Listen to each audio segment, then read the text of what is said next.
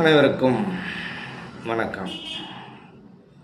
இன்றைக்கி நம்ம எதை பற்றி பார்க்க போகிறோம் அப்படின்னா, சித்த வித்தை நுட்பங்களை பற்றியும் இந்த பிரம்மரந்திர ரகசியத்தை பற்றியும் நாம் பார்க்க போகிறோம். நிறைய பேர் என்ன சொல்கிறாங்க அப்படின்னா, எனக்கு பிரம்மரந்திரம் திறந்துருச்சு அப்படின்னு சொல்கிற வழக்கம் இருக்குது. பிரம்மரந்திரம் என்பது எப்படி திறக்கும்? பிரம்மரந்திரம் திறந்தால் அவரவர்களுடைய தன்மை எப்படி இருக்கும்? அந்த பிரம்மரந்திரம் திறந்தவர்களுடைய தன்மை எப்படி இருக்கும்? இதை பற்றியெல்லாம் நம்ம பார்க்க போகிறோம். அந்த யோகம் சார்ந்த நுட்பங்களை பற்றியெல்லாம் நம்ம இன்றைக்கி பார்க்கலாம். இப்போ ஒரு மனிதன் சித்த வித்தையை கற்றவர்கள், இப்போ சித்த வித்தையை கற்காதவர்களும் இருக்கிறாங்க. இங்கே அவர்களுக்கு சித்த வித்தையை பற்றி எதுவும் தெரியாது. அப்போ சித்த வித்தையை பெற்றவர்களுக்கு எல்லாம் தெரியுமா அப்படின்னு பார்த்தீங்கன்னா, சித்த வித்தை பெற்றவர்களுக்கும் சில விஷயங்கள் தெரியாது. ஆரம்ப காலகட்ட சாதகர்களுக்கு நிறைய விஷயங்கள் தெரியாது. இந்த சித்த வித்தை பயிற்சியை ஒவ்வொரு நபரும் காட்டி கொடுப்பவர்கள் முழுமையாக எல்லா விஷயங்களையும் சொல்லி காட்டி கொடுக்கிறார்களா அப்படின்னால் அது ஒரு கேள்விக்குறியாக தான் இருக்குது. ஒரு சில பேர் உண்மையான சித்த வித்தையை காட்டி கொடுக்கிறார்களா அப்படின்னு பார்த்தீங்கன்னா அதுவும் ஒரு கேள்விக்குறியாக தான் இருக்குது.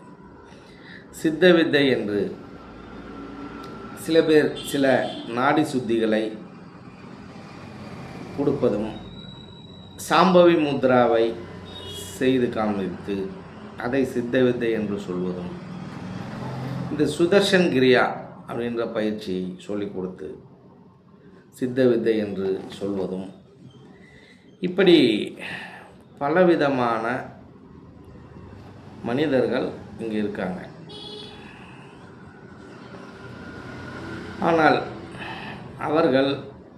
அவர்களிடம் கேட்கும் பொழுது, ஏன் இதை நீங்கள் சரியாக காட்டி கொடுக்கவில்லை அப்படின்னு கேட்கும்போது, அவர்களுக்கு படிப்படியாக தான் நாம் அந்த பயிற்சியை சொல்லித்தர வேண்டும், எடுத்த உடனே சித்த வித்தையை சொல்லித்தரக்கூடாது அப்படின்னு சொல்கிற நபர்கள் இருக்காங்க. சரி, ஏன் அதை மாதிரி சித்த வித்தையை அவர்களுக்கு ஆரம்பத்தில் சொல்லி கொடுக்கக்கூடாது? அவர்களுக்கு அந்த கெப்பாசிட்டி இல்லை அப்படின்னு சொல்கிற நபர்கள்லாம் இருக்காங்க. இந்த கணவன்மார்களை பொறுத்தவரையிலும் மனைவிமார்களை தன் கைக்குள் வைத்து கொள்ள வேண்டும். அந்த குடும்பத்தினுடைய பீரோ சாவி எல்லா விவரமும் தன்னிடம் இருக்க வேண்டும் என்ற ஒரு விஷயம் பெண்களிடம் இருக்கும். ஆண்களிடம் எப்படி இருக்கும் என்றால், தன் குடும்பம் தன்னுடைய தலைமையில் இருக்க வேண்டும், அந்த பெண் நம்ம கைக்குள் இருக்க வேண்டும் என்று இருவரும் நினைப்பதுண்டு. இது அடிமைத்தனமா இல்லை ஆசையா அப்படின்னு அதை நாம் ஆராயும் பொழுது, அவரவர்களும் மற்றவர்களை தன்னுடைய கைக்குள் வைத்திருக்க வேண்டும் என்று நினைப்பது தான் இதனுடைய அடிப்படை.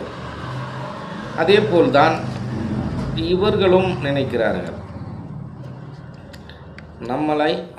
அவரை நாம் கட்டுக்குள் வைத்திருக்க வேண்டும், இவருக்கு எப்போ கொடுக்கணுமோ அப்போ தான் கொடுக்கணும் அப்படின்னு அவர்கள் சொல்கிறாங்க. ஆனால் அது சரியானதா அப்படின்னு பார்த்தீங்கன்னா அது சரியில்லாதது. ஒரு மனிதனின் ஆர்வம் என்பது அதிகமாக இருக்கும். ஒரு விஷயத்தை தெரிந்து கொள்ள வேண்டும் என்ற ஒரு ஆர்வம் மனிதனுக்குள் வந்துவிட்டால் அதை அடைய வேண்டும் என்ற அந்த உணர்வு இருக்கு இல்லையா, அதை பெற வேண்டும் என்ற உணர்வு அதிகமாக இருக்கும், அந்த தாகம் அதிகமாக இருக்கும். அதை பெற்றதுக்கப்புறம் அவர் செய்கிறாரா செய்யலையா எப்படி பண்ணுறாருங்கிறது அதுக்கப்புறம் தெரியும். ஆனால் ஒரு விஷயம், ஒரு ரகசியம் என்று சொல்லும் பொழுதோ, மிகப்பெரிய யோக முறைகளை பற்றி நாம் சொல்லும் பொழுது அவர்களுக்கு மிகப்பெரிய ஆர்வம் ஏற்பட்டு அதை கற்றுக்கொள்ள வேண்டும், எப்படியாவது தெரிந்து கொள்ள வேண்டும் என்ற ஆர்வம் மிகுதியால் அவர்கள் அவசரப்படுகிறார்கள். தன்னை சீர்படுத்தி கொள்ள வேண்டும், முழுமையாக சீர்படுத்தி கொள்ள வேண்டும். அப்படி சீர்படுத்தி கொள்ளாமல் யோகத்தில் ஈடுபடுவது என்பது ஒரு வகையில் தவறுதான். ஒரு வகையில் சரியானதா அப்படின்னால், நான் என்னால் கொஞ்சம் கொஞ்சமாக என்னை சீர்படுத்தி கொள்ள முடியும், நான் சீர்படுத்தி கொண்டே இருக்கிறேன் என்ற வகையில் இருப்பவர்கள், முழுமையாக ஆன்மீகத்தில் நாட்டமுள்ளவர்கள், யோகத்தை முழுமையாக ஏற்றுக்கொண்டவர்கள், நான் விட்டுவிடுவேன் என்ற வைராகியம் இருக்கும் பொழுது அதை பெற்றுக்கொள்ளலாம். அதில் ஒன்றும் தவறில்லை. ஆனால் இந்த நம்பிக்கை எல்லோருக்கும் இருக்கும். நான் விட்டுவிடுவேன், நான் சரியாக நடந்து கொள்வேன் என்ற நம்பிக்கை எல்லோருக்கும் இருக்கும். ஆனால் ப்ராக்டிக்கலாக பார்த்திங்கன்னா நடைமுறை வாழ்க்கையில் அதில் நிறைய சிக்கல் இருக்குது, விட முடியாத சூழ்நிலைகள் எல்லாம் நிறைய இருக்குது. அந்த நியம நியதியின்படி ஒரு மனிதன் வாழ்வது என்பது மிகப்பெரிய, இந்த உலகை பொறுத்தவரையிலும் மிகப்பெரிய போராட்டமாகவே இருக்கிறது. இந்த இயற்கையின் நியதியின்படி வாழ்வது என்பது மிகப்பெரிய போராட்டமாகவே இங்கு இருக்கிறது. ஆனால் நீங்கள், உங்களுக்கு ஒருவர் சித்த வித்தை பயிற்சியை சொல்லிக் கொடுக்கிறார். அவர் கொஞ்சம் கூட குறைச்சி சொல்லிக் கொடுப்பார், சில நேரங்களில் மறப்பதும் உண்டு. ஆனால் முறையாக அவர்கள் அந்த வித்தையை உங்களுக்கு ஓதி காமிப்பார்கள். அப்படி ஓதி காமிக்கும் பொழுது அதை சரியாக மாற்றிக்கொள்ளும் நபர்களும் இருக்காங்க. சித்தவேதம் என்ற நூலை பார்த்து அதை மாற்றிக்கொள்ளும் நபர்களும் இருக்காங்க. மீண்டும் மீண்டும் அதை சார்ந்து சந்தேகங்கள் வருபவர்களும் இருக்காங்க. சந்தேகம் வருவது என்பது ஒன்றும் தவறில்லை. தனக்கு தெரியாத ஒரு விஷயத்தை தெரிந்தவர்களிடம் நாம் அதை பற்றி கேட்பதும் தெரிந்து கொள்வதும் எந்த விதத்திலும் தவறில்லை. அது அவர்களுக்கு தெரியுமா அப்படின்ற விஷயத்தை நாம் புரிந்து கொள்ளணும். அப்படிப்பட்ட அனுபவம் அவர்களிடம் இருக்கா, அவர்கள் அனுபவஸ்தர்களா என்பதை நாம் உற்று நோக்கலாம். ஏனென்றால் நம் நாட்டை பொறுத்தவரையிலும் மனிதர்களாகவே இருக்கிறார்கள். இன்னும் கேட்க போனால் மனிதர்கள் கீழ்த்தரமாக இருக்கிறார்கள். இந்த பொறாமை, பொச்சரிப்பு, இந்த காமம், குரோதம், மோகம், விருப்பு வெறுப்பு, நான் தான் மிகப்பெரிய தலைவன், நான் தான் மிகப்பெரிய சாமியார், குரு, நான் தான் உங்களுக்கெல்லாம் தலைமை அப்படின்னு தன்னை பற்றி மிக பெரிதாக நினைத்து கொள்ளும் அகங்காரத்தை உள்ளடக்கியவர்களும் இருக்கிறார்கள். இப்படி பல விதத்திலும் இருக்காங்கன்னு வச்சுங்க. அதில் மனிதன் நிலையில் அது ஒன்றும் ஒரு விதிவிலக்கல்ல, அவனுக்கு இருப்பது இயல்புதான். ஆனால் யோக மார்க்கத்தில் இருப்பவர்கள், கடைபிடிப்பவர்களிடம் அது இருப்பது என்பது ஒரு தவறான விஷயம். அதை விட்டுவிட வேண்டும். ஏனென்றால் ஒரு மனிதனின் யோக மார்க்கத்தில் ஈடுபடுவதற்கு ஒரு அடிப்படை என்பது அதுதான். அந்த அடிப்படையை நீங்கள் விடாமல் நீங்கள் ஒன்றும் செய்ய முடியாது. அதை தெளிவாக தெரிந்து கொள்ள வேண்டும். இப்படி அவர்கள் உங்களுக்கு அந்த பயிற்சியை சொல்லிக் கொடுக்கிறார்கள். சொல்லிக் கொடுக்கும் பொழுது எப்படி உட்கார வேண்டும், முத்திரை எப்படி பிடிக்க வேண்டும் என்று சொல்லிக் கொடுக்கிறார்கள்.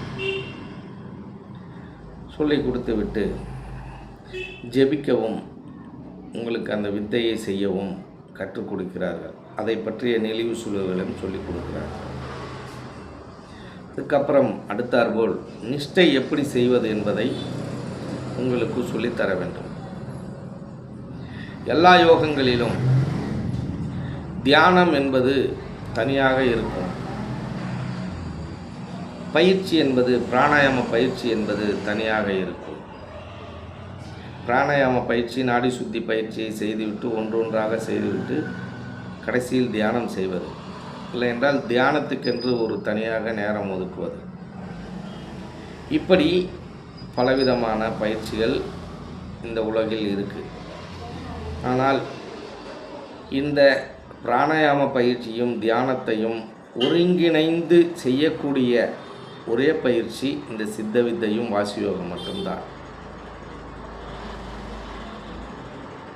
இதற்கு பல காரணங்கள் இருக்குது. இந்த பிராணாயாமம் ஏன் பண்ணுறோம், அதுக்கடுத்தது நிஷ்டை என்ற அந்த தியானத்தை ஏன் நாம் சிந்திக்கிறோம், அதுக்கு அடுத்தாற்போல் அப்படின்றதுக்கான அறிவியல் பூர்வமாக காரணங்கள் நிறையாக இருக்குது. இப்போ இப்படி நிஷ்டையை அவர்கள் சொல்லி கொடுத்திருக்க வேண்டும். நிஷ்டை என்பது தான் மிக மிக முக்கியமான ஒன்றாக இருக்குது. ஏன் இந்த நிஷ்டை மிக மிக முக்கியமான ஒன்றாக இங்கே இருக்கிறது அப்படின்னு பார்த்தீங்கன்னா, இப்போ எல்லா பயிற்சியிலுமே ஏற்கனவே சொன்ன மாதிரி தனித்தனியாக இருக்கும். நம்ம சித்த வித்தையில் வாசியோகத்தில் தான் இது ஒன்றாக இருக்குது. அப்போ ஏன் அந்த நிஷ்டையை அவர்கள் அப்படி வைத்திருக்கிறார்கள் அப்படின்னு பார்த்தீங்கன்னா, நம்மளுடைய பயிற்சி இந்த சித்த வித்தை பயிற்சி என்பது எப்படி இருக்கும் அப்படின்னு கேட்டிங்கன்னா, நம் தூக்கத்தில் ஒரு மனிதன் எப்படி இருக்கிறானோ, தூக்கத்தில் மனிதன் எப்படி இருப்பான், மனம் அடங்கி இருக்கும், மனம் ஜீவனில் அடங்கி இருக்கும். அதை பற்றிலாம் நம்ம நிறைய பேசிட்டோம். சித்த வேதத்தில் தெளிவாக இருக்குது. மனம் எப்படி அடங்குது அப்படின்னு, ஜீவனுக்குள் போய் அடங்குது. இப்போ மனம் தூங்கும்பொழுது ஜீவனில் அடங்குது. கண் விழித்த போது ஜீவனிலிருந்து வெளிவந்து ஐம்புலன்கள் வழியாக செயல்பட்டு அது ஜீவன் சக்தியாக மாறி, சக்தி வாயுவாக மாறி அந்த வாயு வெளிப்படுகிறது. அந்த இயக்கத்தின் மூலமாக வெளிப்படுகிறது. அதுக்கப்புறம் அந்த வாயு அகங்காரமாகவோ எண்ணங்கள் வாயிலாக பல விதத்திலும் அது வெளிப்படுகிறது. ஆக மொத்தத்தில் இந்த ஜீவன் சக்தியாகி, சக்தி வாயுவாகி, அந்த வாயுவாக நம்மளுடைய பிராணன் வெளிப்படுகிறது. இப்படி இந்த ஜீவசக்தியாகிய வாயு வெளியே விடாமல் உள்ளே நிறுத்துவதற்கான ஒரு வழிமுறை தான் சித்தவித்தை. இப்படிப்பட்ட இந்த தன்மை எப்பொழுது நிகழ்கிறது என்றால், ஒரு மனிதனின் உறக்கத்தில் நிகழ்கிறது. அவன் உறங்கிக் கொண்டு இருக்கும் பொழுது கண் செயல்படவில்லை, காது செயல்படவில்லை, வாய் செயல்படவில்லை, ஆனால் மூக்கு மட்டும் செயல்படுகிறது. அந்த மூக்கு எப்படி செயல்படுகிறது என்றால், அவனுக்கு அந்த நேரத்தில் ஒரு வகையான உள் சுவாசமும் நடைபெறுகிறது, வெளி சுவாசமும் நடைபெறுகிறது. அங்கே சிந்துது. சில பேர் குரட்டை விடுவான். மூக்குழியாக விடுறதும் உண்டு, வாய் வழியாக விடுறதும் உண்டு. குரட்டைகள் பலவிதம் இருக்குது. இப்படி அது சிந்தி சிந்தி வெளியில் போகும். பாதி உள்ளார்ந்து அந்த நிகழ்வுகள் நடக்கும், பாதி சிந்தி வெளியில் போகும். இப்படி இரவு நேரங்களில் சிந்தி போகிற அந்த ஜீவனை, அந்த வாயுவை சிந்தாமல் பகல் நேரங்களில் நம் விழிப்புணர்வோடு உள்ளாரியே நிறுத்துவதற்கான ஒரு வழிமுறை இருக்குது. அந்த வழிமுறைக்கு பேர் தான் சித்த வித்தை வாசியோகம் என்று நாம் சொல்லுவோம். அப்போ இரவு நேரங்களில் நடக்கிற அந்த விதத்தை நாம் பகல் நேரங்களில் விழிப்போடு தூங்கும்பொழுது நாம் செய்யக்கூடிய அந்த உள்தன்மையும் வெளித்தன்மையும் இருக்கக்கூடிய அந்த சிந்துதலை, அந்த மடைமாற்றுதலை நாம் என்ன பண்ணணும்? பகல்லையே செய்யணும். விழிப்புணர்வோடு விழிப்பு நிலையில் இருக்கும் பொழுது அதை நாம் கடைபிடிக்கணும். அப்படி கடைபிடிக்கும் போது தான் உங்களுடைய ஜீவன் சேமிக்கப்படுகிறது, உங்கள் பயிற்சி சரியான பயிற்சியாக இருக்கிறது, ஆயுள் விருத்தி ஆகிறது, உங்கள் நோய்கள் தீர்க்கப்படுகின்றன அப்படிங்கிறத நம்ம புரிஞ்சுக்கணும். அப்போ இரவு நேரங்களில் இந்த பயிற்சி உள்ளுக்குள்ளே நடக்குதுனால், நான் இரவு நேரம் முழுக்க தூங்கும்பொழுது இந்த பயிற்சி செய்யும்பொழுது அது பிரம்மரந்திரத்தை தட்டி திறந்து சமாதி நிலைக்கு போயிருக்கணும். ஆனால் அது போகலை. அது போகாத பொழுது அங்கே ஏதோ ஒரு விஷயம் நடக்குது, தப்பாக நடக்குது அப்படிங்கிறது எல்லாருக்கும் புரியுமா அப்படின்னா சில பேருக்கு புரிஞ்சிருக்கலாம், சில பேருக்கு புரியாமல் இருக்கலாம். இப்போ இரவில் நடக்கக்கூடிய தூக்கம்தான் சரியான கதி என்று சொல்லும் பொழுது எல்லோருக்கும் இந்த சந்தேகம் வருவது உண்டு. என்ன அப்படின்னா, தூக்கத்தில் அந்த கதி இருக்கும்போது நம் அந்த நிலையை அடைந்திருக்க வேண்டியதானே அப்படின்னு சில கேள்விகள் இருக்கும். அதுக்கு தான் நான் என்ன சொன்னேன் அப்படின்னு கேட்டிங்கன்னா, அப்பொழுதும் சிந்தி கொண்டு இருக்கிறது, அது முழுமையாக உள் நிறுத்தப்படவில்லை. அது மூக்கின் வழியாக வெளியே சென்றும் பாதி வெளியே சென்றும் பாதி உள்முகமாக சென்றும் இரு நிலையிலையும் இருக்குது. அப்படி இருக்கும் பொழுது அங்கே முழுமையாக அந்த ஜீவனை கட்டுப்படுத்த தூக்கத்தில் இயலவில்லை. நமக்கு தூக்கத்தில் முழுமையாக கட்டுப்படுத்த இயலவில்லை. அது மட்டுமல்லாமல் ஒரு மனிதனுக்கு அந்த கதி ஒரு நேர்கதியாக இருக்க வேண்டுமென்றால் அவன் உறக்கத்தில் அப்படியும் இப்படியுமாக பிறழுவான். அவனுக்கு தெரியாமல் முதுகுத்தண்டை ஒரு நேர்கோட்டில் வைத்திருக்க வேண்டும். ஆனால் தூக்கத்தில் நாம் நேர்கோட்டில் வைத்திருக்க மாட்டோம். அப்படி வைக்காததுனாலையும் நமக்கு அந்த நிலையை நாம் அடைய இயலாது. அப்போது விழிப்பு நிலையில் நான் உட்கார்ந்த நிலையில்தான் அது முழுமையாக மேலே செல்வதற்கான, முழுமையாக கட்டுப்படுவதற்கான வழிமுறைகள் இருக்குது. ஏனென்றால் முதுகுத்தண்டு மிக முக்கியமான ஒரு தன்மையை கொண்டது யோகத்தை பொறுத்தவரையிலும். அதுதான் உங்களை மேல்நிலைக்கு கொண்டு செல்கிறது. அப்போ நாம் இறைவனை பார்க்க வேண்டும் என்றால் எப்படி இருக்கணும்? இறைவன் வர நேரத்தில், இறைவன் பார்க்குற நேரத்தில் நம்ம என்ன பண்ணணும்? தூங்கிட்டு இருந்தால் எப்படி பார்ப்பது? பார்க்க முடியாது இல்லையா? இப்போ இறைவனை பார்க்க வேண்டும் என்றால், உணர வேண்டும் என்றால் நீங்கள் விழிப்பு நிலையில் இருக்கணும். நான் தூங்கிட்டு இருக்கேன் அப்படின்னா தூக்கத்தில் எப்படி உங்களால் பார்க்க முடியும்? ஆனால் தூக்கத்தில் இருக்கக்கூடிய அந்த நிலைமைதான் நீங்கள் தூக்கம் இல்லாத போதும் இருக்க வேண்டும் என்பது உண்மைதான். ஆனால் அது விழிப்பு நிலையில் இருக்க வேண்டும். இப்பொழுது நாம் சித்தவித்தை பயிற்சி செய்யும் போதும், வாசியோகம் பயிற்சி செய்யும் பொழுதும் என்ன பண்ணுறோம் அப்படின்னு கேட்டிங்கன்னா, சுவாசத்தை நிறைய பேர் என்ன சொல்கிறாங்க அப்படின்னா, தொப்புள் குழியிலிருந்து எடுக்கும் வழக்கம் நிறைய பேரிடம் இருக்குது. அப்படி தொப்புள் குழியிலிருந்து எடுக்கலாமா அப்படின்னால், முதல் சுவாசம் வேண்டுமானால் தொப்புள் குழியிலிருந்து எடுக்கலாம், நெஞ்சு பகுதியிலிருந்து எடுக்கலாம். ஆனால் அதுக்கு அடுத்த சுவாசம் எங்கிருந்து எடுக்க வேண்டும் என்றால் அண்ணாக்கு துவாரத்திலிருந்து எடுக்க வேண்டும். அப்பொழுது நீங்கள் முதல் சுவாசமே அண்ணாக்கு துவாரத்தில் இருந்து எடுத்து விடலாம். ஆனால் ஆரம்ப காலகட்டத்தில் ஒரு சில பேருக்கு இறங்கி கீழே வருவது உண்டு. அது ஆரம்ப காலகட்டத்தில் இறங்கி கீழே வரும். அதை நாம் சரி செய்து கொஞ்சம் கொஞ்சமாக சரி செய்து அண்ணாக்கு துவாரத்தில் இருந்து நீங்கள் மேலே ஏற்றுவதற்கான முயற்சியை செய்ய வேண்டும். அப்பொழுது நாம் அந்த சித்த வித்தையை எங்கிருந்து தொடங்க வேண்டும் என்றால் அண்ணாக்கு துவாரத்தில் இருந்து தான் தொடங்க வேண்டும். அண்ணாக்கு துவாரத்தில் இருந்து பூர்வ மத்தியத்தில் இருக்கும் அந்த பிரம்மரந்திரத்தை எப்பொழுதும் தட்டிக்கொண்டே இருக்க வேண்டும். அப்போ பிராணாயாமத்தின் வேலை என்ன?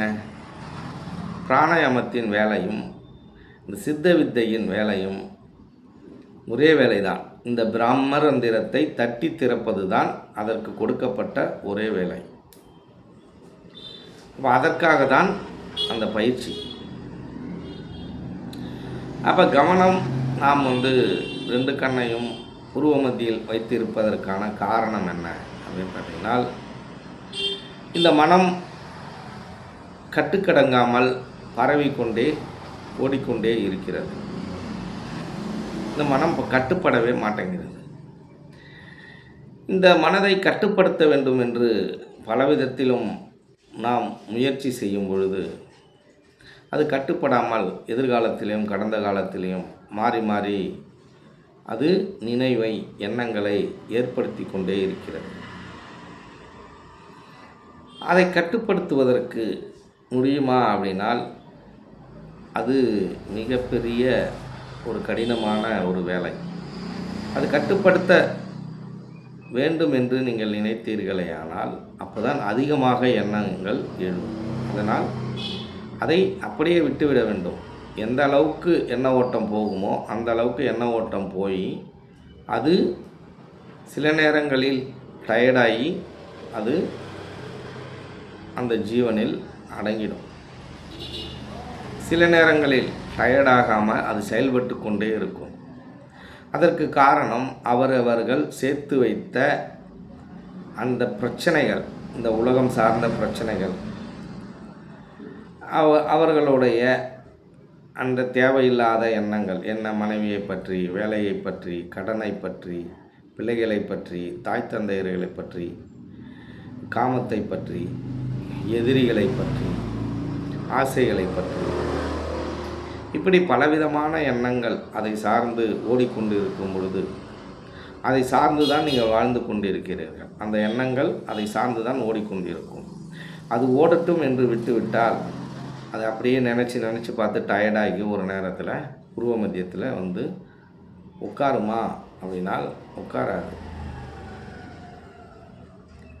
அது பூர்வ மத்தியத்தில் உட்காருவதற்கான வழிமுறையை சித்தர்கள் கண்டுபிடித்தார்கள். அது என்ன வழிமுறை என்றால், எங்கிருந்து அந்த எண்ணம் உருவாகியது,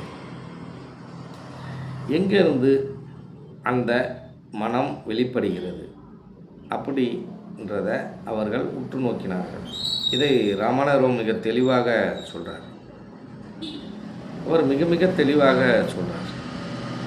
மனம் எங்கிருந்து தோன்றிச்சோ அங்கேயே போய் அதை நிறுத்தினீங்கனால் அது நிற்கும். அது வீட்டில் அதை கொண்டு போய் நிறுத்தணும். நம்ம பகல் நேரங்களில் எல்லா இடங்களையும் சுற்றி எல்லா வேலைகளையும் செய்தாலும் இரவு ஓய்வெடுப்பதற்கு நாம் நம்ம வீட்டிற்கு போய் தான் ஆக வேண்டும். அதே போல் அதுவும் பகல் நேரங்களில் அது விழிப்பு நிலையில் இருக்கும் பொழுது எல்லா எண்ணங்களும் எல்லா வேலைகளும் செய்துவிட்டு அதற்கு சோர்வு வரும் பொழுது, அதற்கு எப்பொழுது சோர்வு வரும்? இந்த உடல் எப்பொழுது சோர்வடைகிறதோ அப்பொழுது இந்த மனமும் சோர்வடையும். மனம் எப்பொழுதும் இந்த உடல் வழியாக தான் செயல்பட்டு கொண்டிருக்கும். அப்படி இந்த உடல் வழியில் அது செயல்படும் பொழுது இந்த உடம்பு டயர்டாகிட்டிங்கன்னா இந்த மனமும் டயர்டாகிடும். அதால் அந்த தொழிலை பண்ண முடியாது. ஐம்புலன்கள் வழியாக தானே அது தொழில் பண்ண முடியும். அது வெளியில் போய் வேலைகளை செய்ய முடியும். அப்போ இந்த உடலை நீங்கள் என்ன பண்ணணும்? அதிகமாக டயர்டாக்கிட்டிங்கன்னா தானாகவே அது உறக்கத்திற்கு ஓய்வெடுக்க போய்விடும். அப்போ ஓய்வெடுக்க எங்கே போகணும்? அது எங்கேருந்து வந்துச்சு அங்கே போகணும்.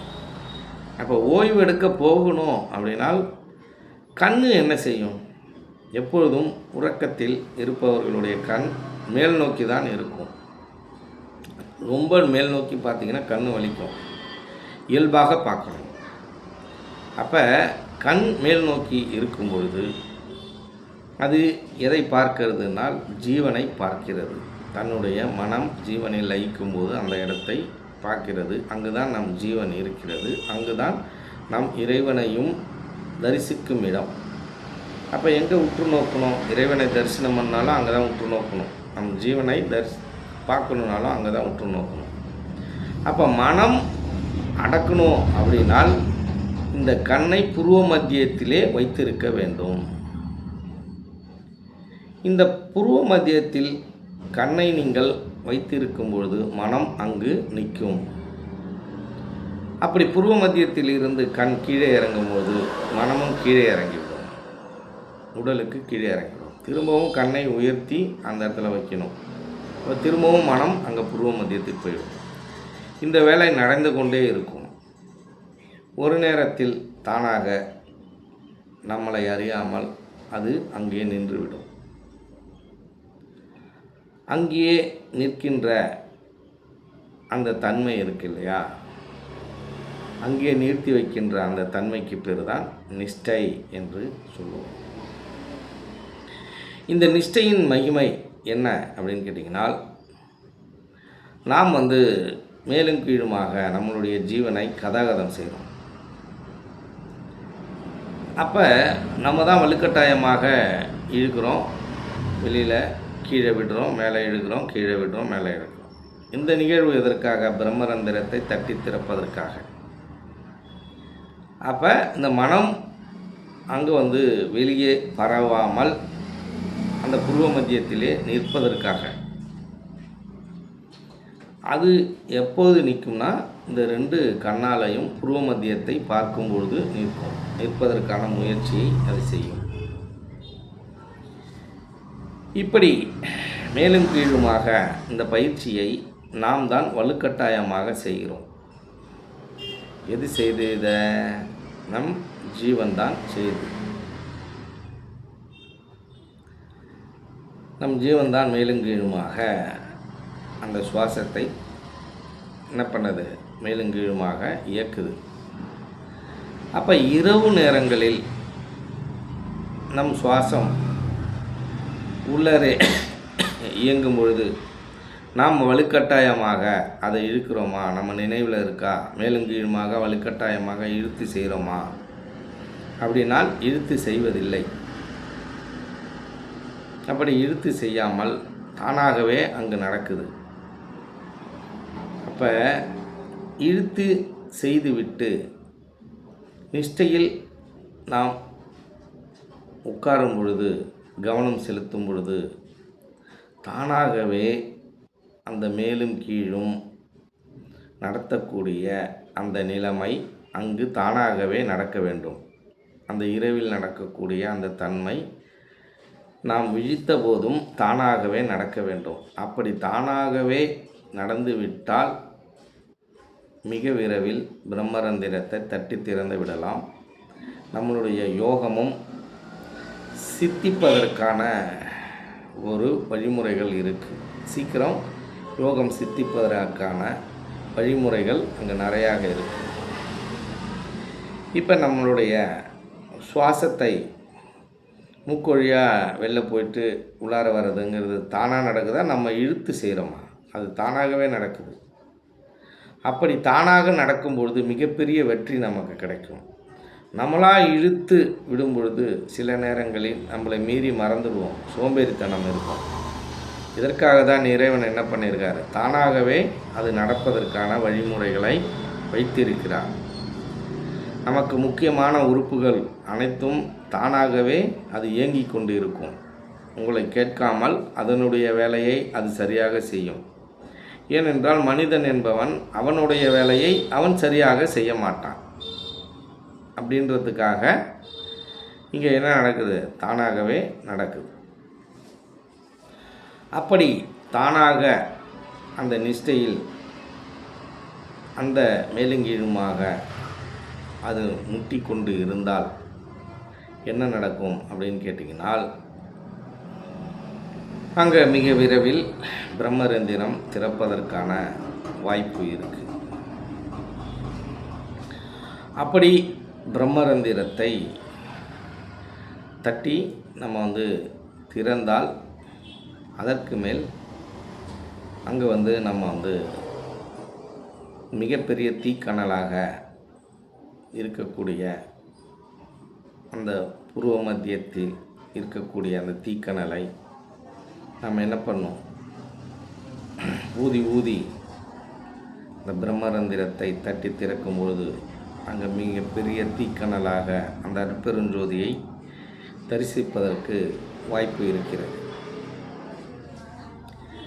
அப்போ இன்னொரு பிரச்சனையும் இருக்குது. என்ன அப்படின்னு கேட்டிங்கன்னா, ஒரு மனிதன் பயிற்சியை சரியாக செய்கிறார், ஆனால் அவர் சுக்கிலத்தை வெளியே விட்டு விடுகிறார், விந்துவை வெளியே விட்டு விடுகிறார், இல்லற பந்தத்தில் ஈடுபடுகிறார். அப்படி ஈடுபடும்போது அவருக்கு மிகப்பெரிய ஒரு தன்மை கிடைக்குமா அப்படின்னு பார்த்தீங்கன்னா கிடைக்காது. அவனால் ஜீவன் முக்தி அடைய முடியாது. வேண்டுமானால் சமாதி நிலை என்பதை தற்காலிக சமாதி நிலை என்ற ஒரு நிலைமை அவருக்கு இறுதி காலகட்டத்தில் அமையுமே தவிர அவருக்கு ஜீவன் முக்தி கிடைக்காது. அப்பொழுது இந்த ஜீவனை நிலைநிறுத்தி வைக்கக்கூடிய தன்மை எதனிடம் இருக்குது அப்படின்னு கேட்டிங்கன்னா, இந்த பிரம்மத்திடம் இருக்குது. பிரம்மம் என்ற விந்துவிடம் இருக்குது. அதனால்தான் சிவன் இல்லாமல் சக்தி இல்லை, சக்தி இல்லாமல் சிவன் இல்லை என்று சொல்வதற்கு காரணம், இந்த ஜீவன் எதற்குள் அடங்கணும் அப்படின்னு கேட்டிங்கன்னா, அந்த பிரம்மத்துக்குள் அடங்கணும். அப்படி அந்த பிரம்மத்தில் அடங்கும் பொழுது, அங்கே உள்நோக்கி போகும் பொழுது, அங்கிருந்து ஒரு அமிர்தூரல் வழியும். அந்த அமிர்தூரல் வழியும் பொழுது அதை பருகினால்தான் உங்களுக்கு ஜீவன் முக்தி அடைய முடியும், மரணமில்லாத பெருவாழ்வை அடைய முடியும்.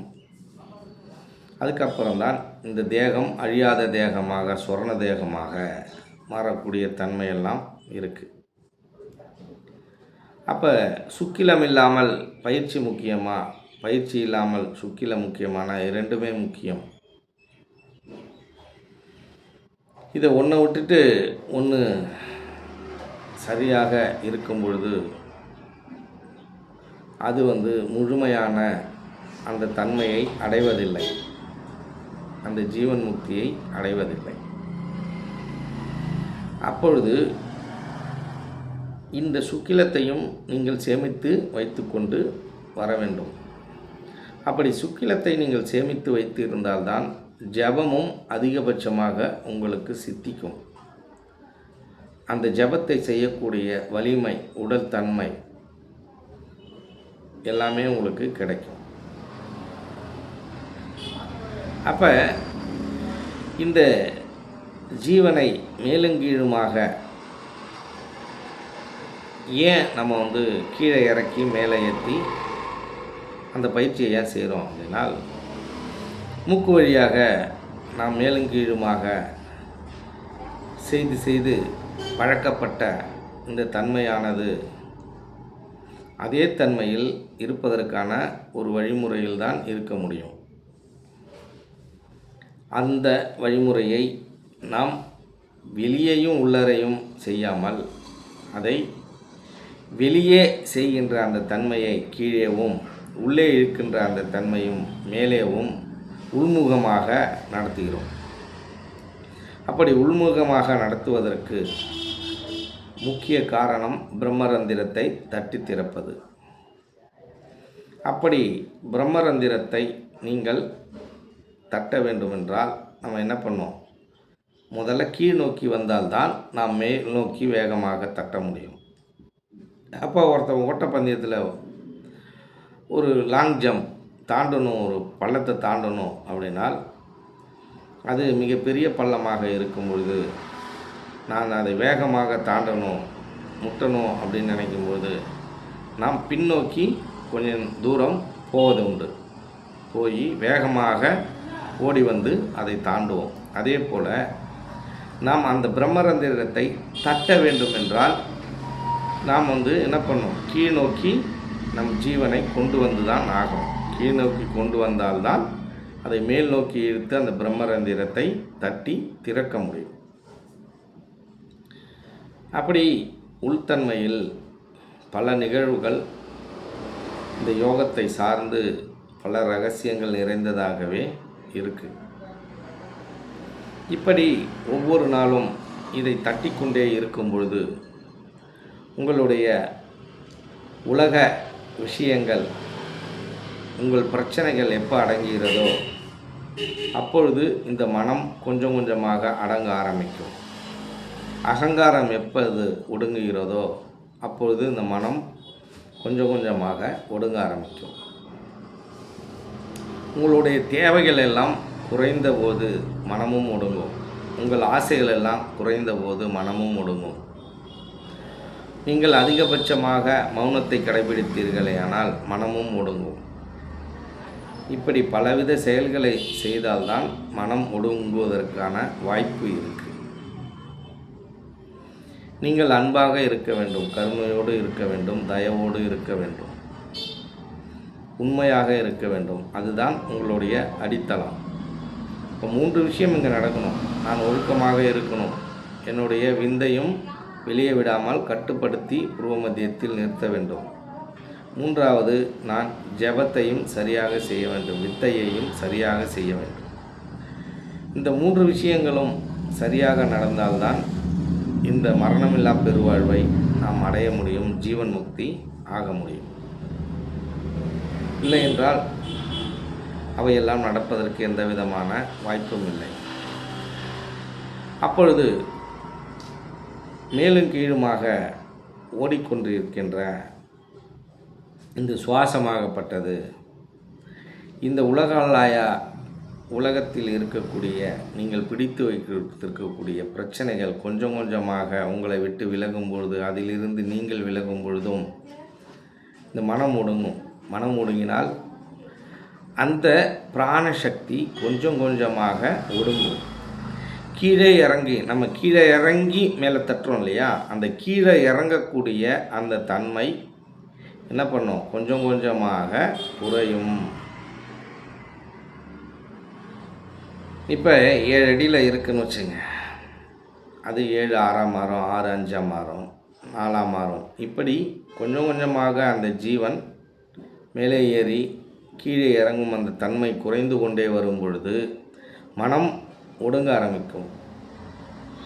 ஜீவனும் ரொம்ப வேகமாக அங்கு அந்த பிரம்மரந்திரத்தை தட்டும்.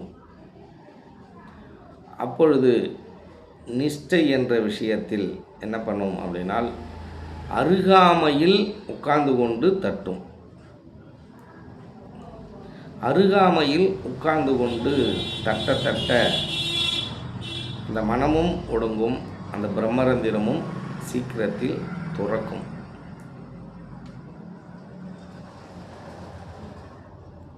எந்த நேரம் பார்த்தாலும் பிரம்மரந்திரத்தை தட்டும் அந்த செயலுக்கு தட்டிக்கொண்டே இருக்கணும். அந்த நிஷ்டை என்ற அந்த விஷயம் இருக்குல்ல, தானாக அதை தட்ட நீங்கள் வைத்துவிட வேண்டும். அப்படி தானாக அந்த நிஷ்டையில் தானாக இந்த சுவாசம் தட்டிக்கொண்டே இருக்கின்ற அந்த நிலைக்கு பேர் தான் சமீரணன் என்று பெயர். தானாகவே அது நடக்கும். இந்த மேலும் கீழுமாக நடந்து கொண்டு இருக்கக்கூடிய அந்த கதி கீழே இறங்குவது கொஞ்சம் கொஞ்சமாக குறைந்து ஒரே அங்குலத்தில் அது இருக்கும் பொழுது அது மேல்கதியாக மாறுகிறது, ஒரே கதியாகவும் மாறுகிறது. அப்பொழுது ஒரு அங்குலமாக இதை குறைந்து கொண்டே ஒவ்வொரு வாட்டியும் வரும்பொழுது அப்பொழுதுதான் உங்களுக்கு மேல்நிலைக்கான விஷயங்கள் எல்லாம் சித்திக்கும். முதல்ல மனம் அடங்கும், அப்போ தான் அடங்கும். இதற்கு இந்த செயல் நடப்பதற்கு உங்கள் உடம்பில் சரியான சக்தி இருக்க வேண்டும். அந்த சக்தியை நீங்கள் பாதுகாத்து வைத்திருக்க வேண்டும். இது எல்லாம் ஒருங்கிணைந்து நடக்க வேண்டும். அப்பொழுது ஒரு சந்தேகம் ஏற்படும். இப்போ இந்த பிரம்மமாகப்பட்டது பிரம்மரந்திரத்துக்கு மேலே இருக்கிறதா, பிரம்மரந்திரத்துக்கு கீழே இருக்கிறதா? இப்படிப்பட்ட நுட்பமான சந்தேகங்கள் எல்லாம் அனுபவஸ்தர்களுக்கும் அனுபவம் வாய்ந்தவர்களுக்கும் தான் வரும், நுட்பமானவர்களுக்கும் தான் வரும். இந்த மற்றவர்களுக்கு இது வரும்னா வரும். அறிவார்ந்து யோசிக்கும் பொழுது அதை அந்த வித்தையில் நாம் உற்று நோக்கி பார்க்கும்பொழுது இதை சார்ந்த நிறைய சந்தேகங்கள் வருவது உண்டு. அப்படி உங்களுக்கு சந்தேகம் எழுந்தால் பிரம்மரந்திரத்தை தட்டி திறந்ததுக்கு அப்புறம்தான் நீங்கள் என்ன பண்ண முடியும்? உங்களுடைய பிரம்மத்தில் நீங்கள் லயித்து அதுக்கப்புறம்தான் நீங்கள் என்ன பண்ணலாம்? நீங்கள் அமிர்தூரலை குடிக்க முடியும். அப்போ இந்த பிரம்மமாகப்பட்டது எங்கே இருக்குன்னா பிரம்மரந்திரத்தின் மேலடுக்கில் இருக்குது. இவைகள் எல்லாம் ஒவ்வொரு லேயராக இருக்குது. அப்படி இல்லை என்றால் ஒரு பெரிய பெட்டி இருக்கிறது, அதில் சின்ன பெட்டி, அதில் சின்ன பெட்டி, அதில் சின்ன பெட்டி. இந்த மனம், சித்தம், புத்தி, அகங்காரம் எப்படி இருக்கிறதோ அப்படிதான் இவைகளும் இருக்கின்றன. உங்களுடைய பயிற்சியும் எண்ணமும் சிந்தனையும் சரியாக இருக்கும் பட்சத்தில் இவைகள் அனைத்தும் உங்களுக்கு கைகூடும். அப்படி இல்லாத பட்சத்தில் உங்களுடைய சுவாசம் மட்டும்தான், உங்களுடைய ஜீவன் மட்டும்தான் பிரம்மரந்திரத்தை ஏனோ தானோ என்று தட்டி கொண்டிருக்கும். இந்த பயிற்சியிலும் சரியாக பயிற்சியை செய்பவர்கள் மிக மிக குறைவானவர்களே இருக்கிறார்கள். ஏனென்றால் நாம் இந்த பயிற்சி செய்பவர்களை உற்று நோக்கி கவனித்த போது ஒன்று தெரிந்தது. என்னவென்றால் இவர்கள் சரியாக பிரம்மரந்திரத்தை தட்டுவதில்லை. இவர்கள் ஏனோ தானோ என்று பயிற்சியை செய்கிறார்கள். ஒரு கடமை போல செய்பவர்கள் நிறைய பேர் இருக்கிறாங்க. உள்ளார்ந்து செய்பவர்கள், நுட்பமாக செய்பவர்கள் மிக மிக குறைவாகவே இங்கே இருக்கின்றனர் என்பது நமக்கு புரிய ஆரம்பித்தது. அதனால்தான் இங்கு நிறையா பேர்னால் அந்த ஜீவன் முக்தி அடைய முடியவில்லை என்பது நமக்கு புரிந்தது. இந்த ஜீவன் முக்தி அடையாததற்கு இது முக்கியமான காரணமாக இருந்தாலும் தன்னுடைய விந்து சக்தியும் நாம் சேமித்து வைப்பது என்பது மிக மிக முக்கியமான ஒரு விஷயம். அப்பொழுது இங்கே பல தவறுகள் இங்கே நடக்குது. அதனால தான் இங்கே நிறைய பேரனால் ஜீவன் முக்தி அடைய முடியவில்லை.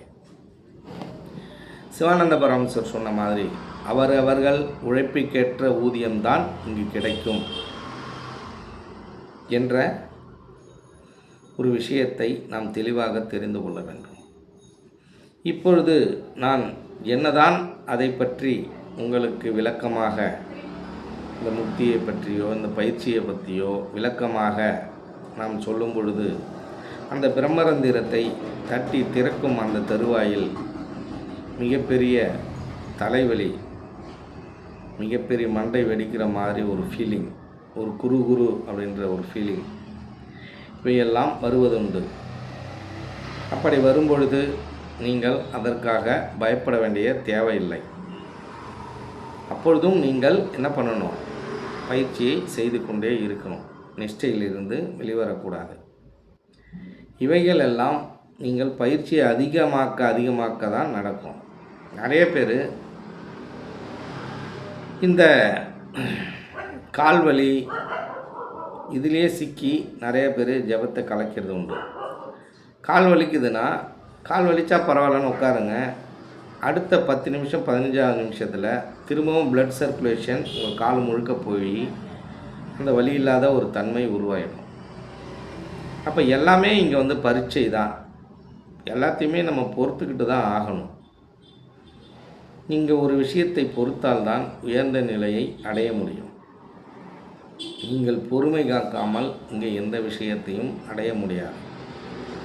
இப்போ பொறுமை என்பது இந்த ஜபத்திற்கு மிக மிக முக்கியமானது. கடுமையான உழைப்பு என்பதும் விழிப்புணர்வு என்பதும் மிக மிக முக்கியமானது. எளிமையாகவும் நாம் ஜீவன் முக்தி அடையலாம். அது நம்மளை சார்ந்தது. நம்மளுடைய அந்த நுட்பங்களை சார்ந்து அவைகளெல்லாம் இருக்கின்றன.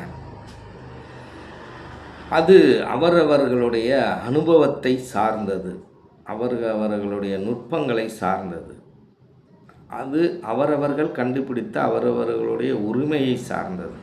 அதனால தான் ஒவ்வொருவருக்கும் ஒவ்வொரு அனுபவம் கிடைக்கும். ஒவ்வொரு மனிதனும் மனிதனாக தான் இருக்கிறான். முகங்கள் வேறு வேறு இருக்குது, ரேகைகள் வேறு வேறு இருக்குது. அதே போல் அவனுடைய மனதின் தன்மைகளும் வேறு வேறு இருக்குது.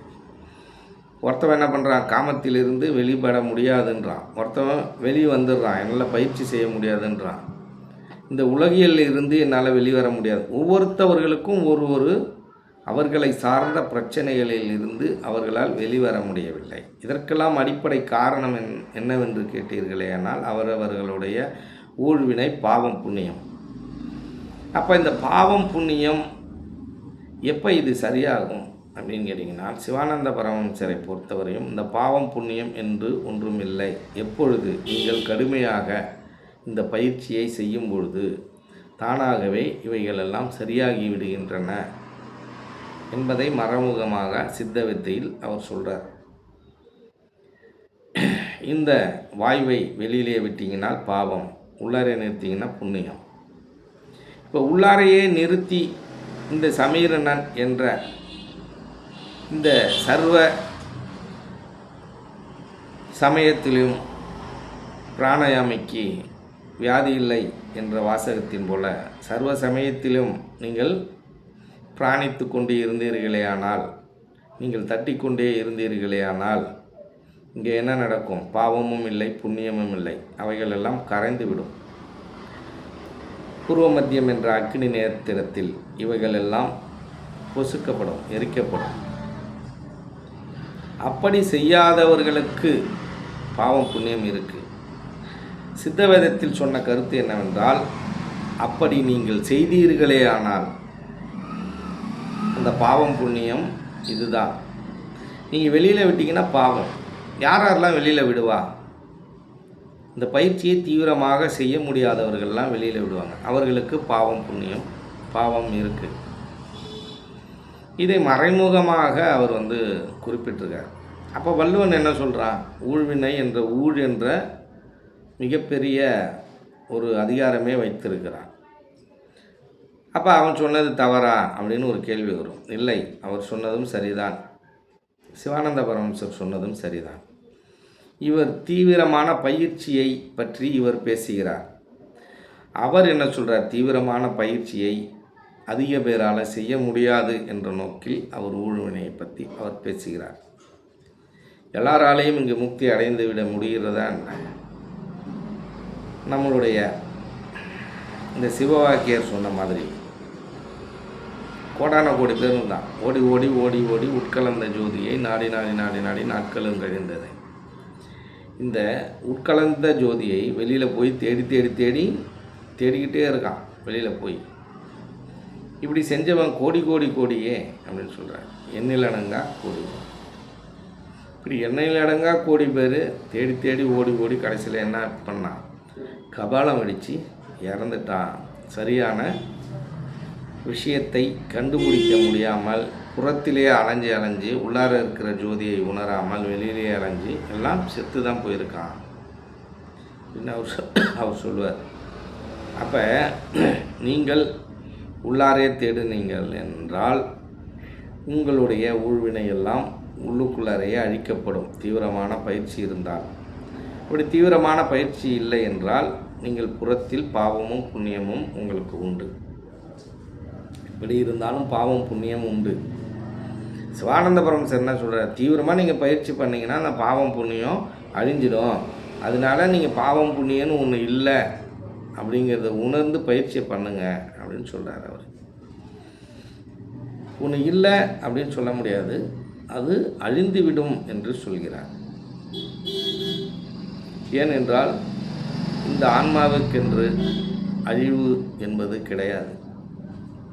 அழிவு என்பது இந்த உடலுக்கு தான் என்பது நிறைய பேருக்கு தெரியும்.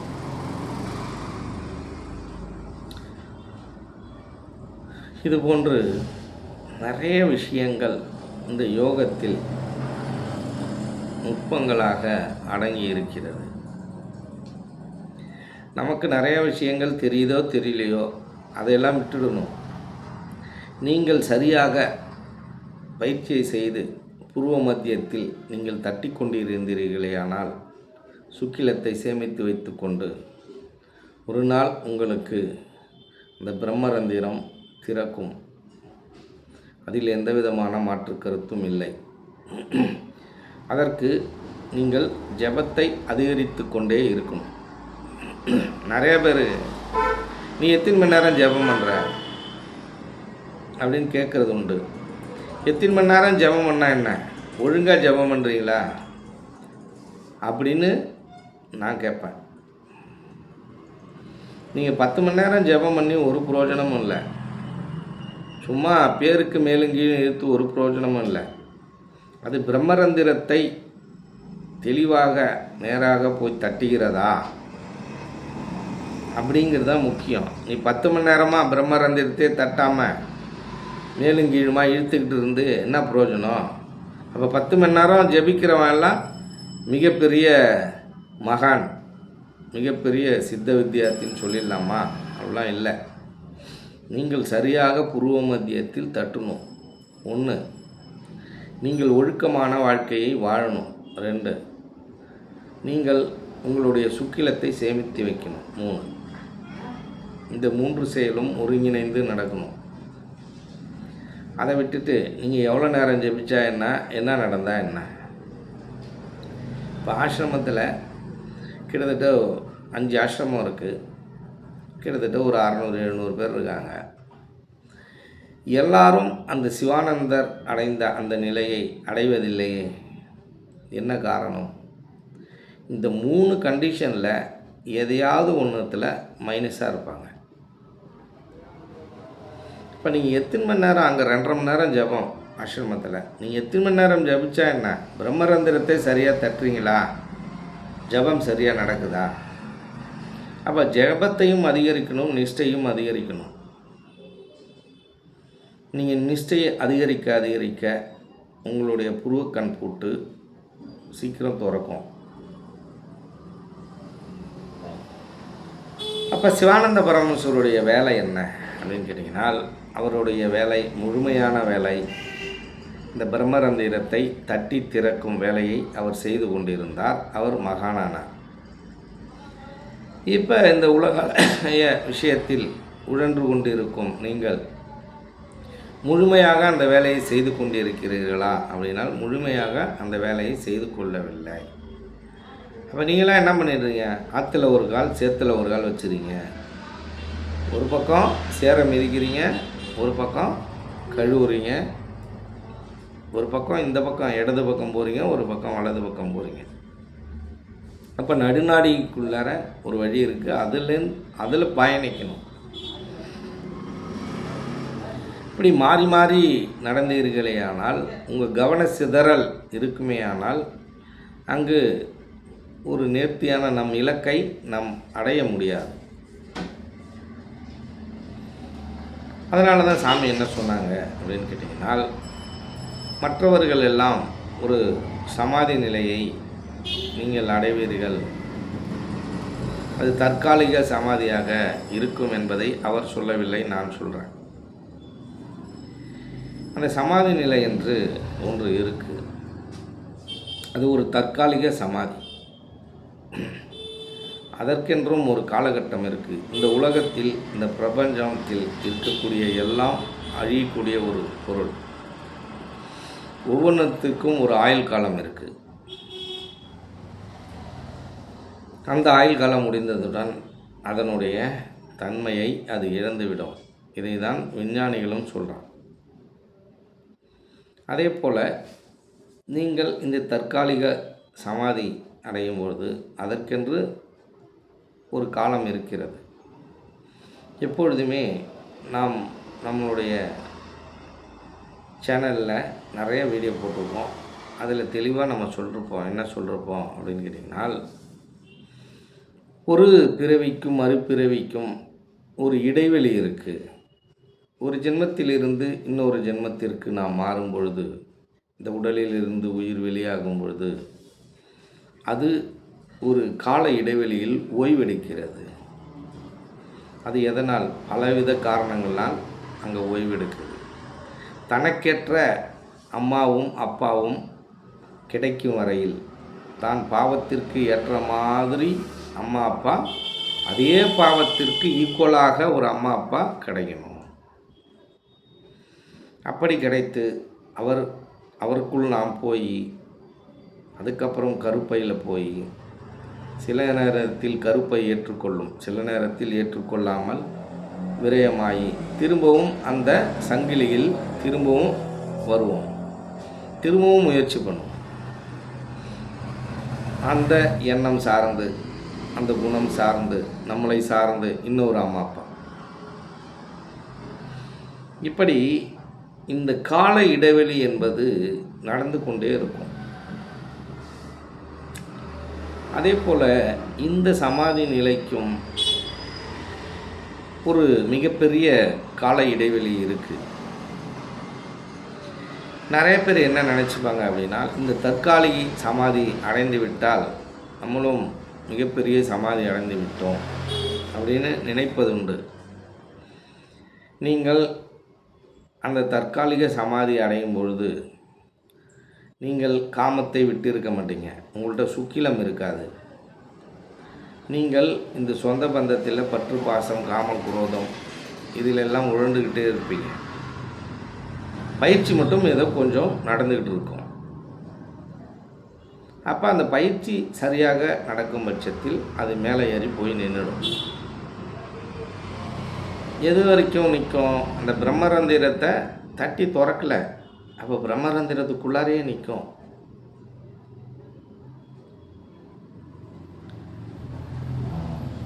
அதுக்கப்புறம் நீங்கள் பார்த்தீங்கன்னா உங்களுடைய சக்திகளை எல்லாம் இங்கேயே நீங்கள் இழந்து விடுகிறீர்கள். அதுக்கப்புறம் உங்களுடைய சக்தி உருவாக்குகிறீர்களா? அதுக்கப்புறம் என்ன நடக்குது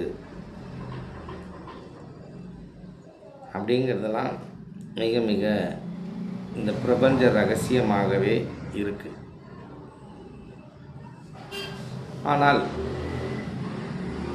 முக்தி அடையாமல் நீங்கள் சமாதி நிலையை அடைவது என்பது ஒரு சரியான நிலையாகவே இருக்காது. அப்போ கஷ்டப்பட்டவங்களுக்கும் கஷ்டப்படாதவங்களுக்கும் என்ன பலன் இருக்குது?